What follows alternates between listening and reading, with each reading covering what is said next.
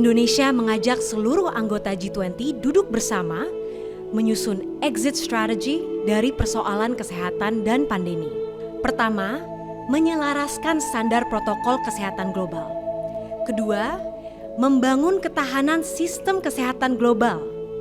Dan ketiga, pembangunan pusat studi serta manufaktur untuk mencegah, menyiapkan, dan merespon krisis kesehatan yang akan datang. Penyediaan alat kesehatan masih tergantung pada bahan impor, padahal bahannya itu banyak juga di kita. Jangan sampai kita hanya mengandalkan impor saja.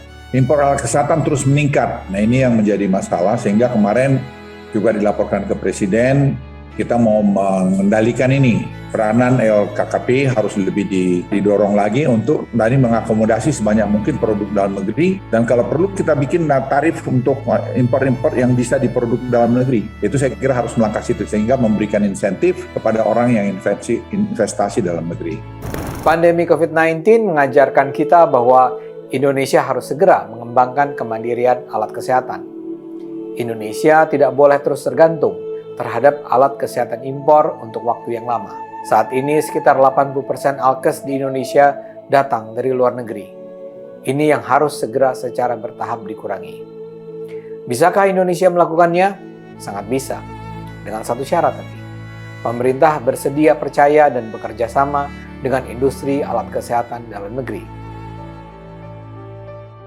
Saya Andri Noviar, Direktur PT Mitra Niaga Perkasa. Saya ingin bercerita mengapa saya tertarik untuk mendirikan pabrik alat kesehatan di Indonesia.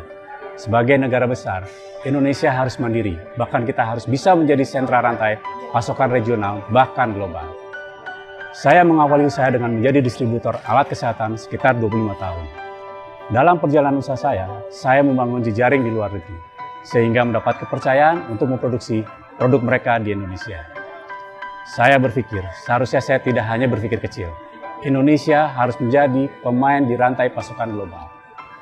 Karena itu, saya memberanikan diri untuk menawarkan kemungkinan menjadi hub produksi di ASEAN. Dan alhamdulillah, Prinsipil menerima maksud baik saya.